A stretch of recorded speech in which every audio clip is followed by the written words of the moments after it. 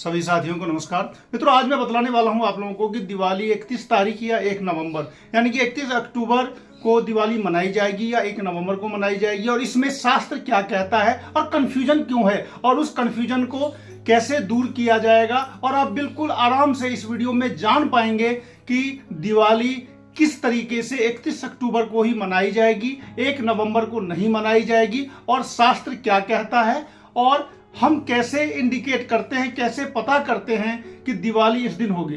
मित्रों, दिवाली हमेशा कार्तिक कृष्ण पक्ष अमावस्या को मनाई जाती है, और इस बार ऐसा हो रहा है कि अमावस्या 2 दिन पड़ रही है। अब 31 तारीख को अमावस्या 3:22 PM से शुरू हो रही है, यानी कि दोपहर के 3:22 से लेकर के अगले दिन 1 नवंबर को 5:23 के शाम तक अमावस्या रहेगी। अब इसमें 2 तरह की बातें होती है कि उदयगामिनी तिथि के हिसाब से ही त्योहार मनाए जाते हैं, लेकिन दिवाली के साथ यह है कि इसकी जो पूजा होती है वो सूर्यास्त के बाद यानी कि प्रदोष काल में ही होती है।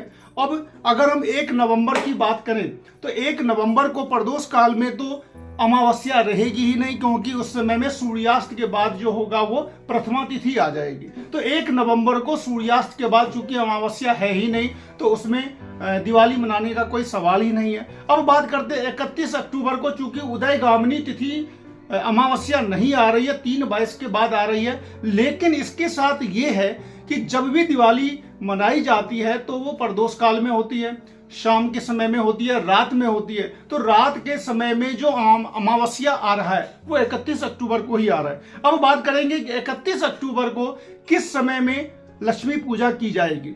मित्रों, जब भी पूजा होती है स्थिर लग्न में होती है, यानी कि उस शाम के समय में स्थिर लग्न जिस समय में आएगा उस स्थिर लग्न में पूजा करने से जो लक्ष्मी की संपदा, धन संपदा में स्थिरता आती है। अब देखते हैं कि उस समय में जो मेष लग्न जो होता है वो चर होता है और वृषभ लग्न जो होता है वो स्थिर होता है। तो वृषभ लग्न शाम के समय जो आ रहा है वो लगभग 6:30 से लेकर के लगभग 8:30, यानी कि पूरे देश में देशांतर बेलांतर के हिसाब से 5-7 मिनट का आगे पीछे तो हो सकता है, लेकिन अप्रॉक्स टाइम जो मैं बतला रहा हूं वो 6:25 से लेकर 8:25 के बीच में शाम के समय में आ रहा है, यानी कि वो स्थिर लग्न रहेगा, प्रदोष काल का रहेगा, सूर्यास्त के बाद का समय रहेगा।